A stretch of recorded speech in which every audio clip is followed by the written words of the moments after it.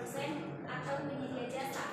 Value ini bisa berasal dari produk, pelayanan, sistem, atau sesuatu yang bersifat emosi.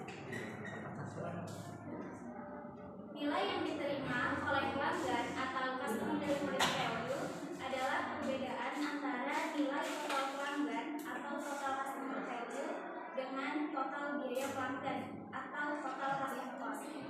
Total nilai pelanggan adalah sejumlah manfaat yang diharapkan pelanggan dari barang atau jasa yang dibeli, sedangkan total biaya pelanggan adalah sejumlah biaya yang harus dikeluarkan oleh pelanggan untuk mendapatkan barang atau jasa yang diinginkan. Berikut skema nilai biaya pelanggan. Untuk total nilai pelanggan atau total customer value, yang pertama itu ada product value, yang kedua ada service value, yang ketiga ada personal value, dan yang terakhir ada image value. Sedangkan untuk total biaya pelanggan itu ada biaya keuangan, biaya waktu, biaya energi, dan juga biaya data.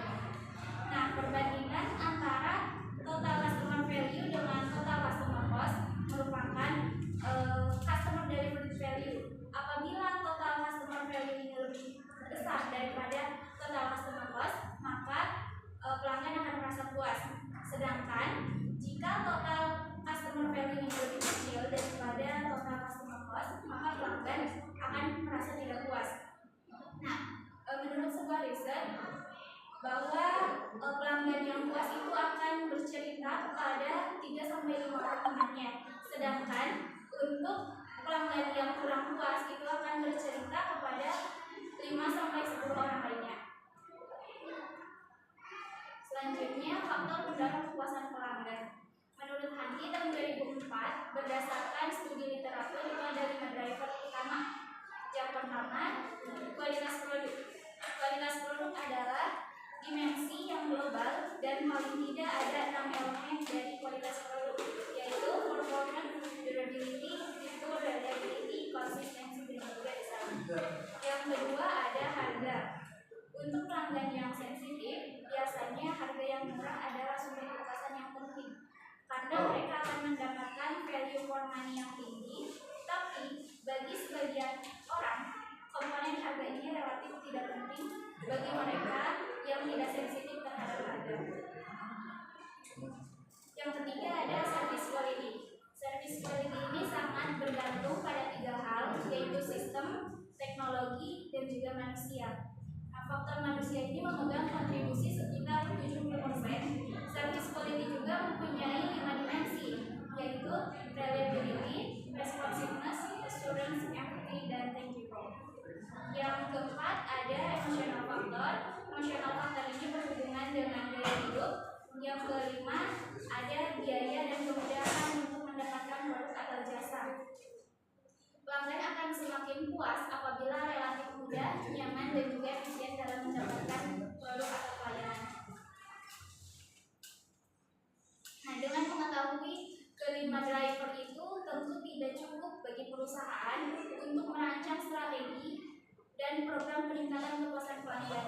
Maka langkah berikutnya adalah dengan mengetahui berapa bobot masing-masing driver dalam menciptakan kepuasan pelanggan. Kontribusi driver ini juga dapat berubah dari waktu ke waktu untuk suatu industri. Besarnya bobot setiap driver ini relatif mudah diketahui dengan melakukan survei pasar. Selanjutnya ada alat-alat deteksi dan mengukur kepuasan pelanggan. Yang pertama, sistem saran dan komplain. Nah, sistem saran dan komplain ini bisa dengan cara menyediakan kotak saran, customer complaint atau customer care, komunikasi 2 arah, dan lain sebagainya. Yang kedua ada survei kepuasan pelanggan. Survei kepuasan pelanggan ini bisa langsung survei ke lapangan, seperti wawancara langsung kepada pelanggan, menyebar kuesioner, dan lain-lain. Yang ketiga ada belanja hantu. Nah, belanja hantu ini biasanya perusahaan itu mengirim orang untuk berbelanja ke perusahaan pesaing, terus nantinya dia itu mencari tahu kekuatan dan kelemahan dari produk pesaing tersebut. Yang keempat ada analisis pembeli yang berhenti berlangganan. Terus dia menanyakan alasan kenapa dia berhenti berlangganan di perusahaan tersebut. Selanjutnya ada loyalitas pelanggan. Loyalitas pelanggan adalah komitmen pelanggan terhadap suatu merek, toko atau pemasok yang tercermin dari sikap yang sangat positif dan wujud perilaku pembelian ulang yang dilakukan oleh konsumen tersebut secara konsisten. Selanjutnya ada karakteristik loyalitas pelanggan. Yang pertama itu melakukan pembelian secara teratur. Yang kedua membeli di luar lini produk atau jasa. Yang ketiga merekomendasikan produk lain.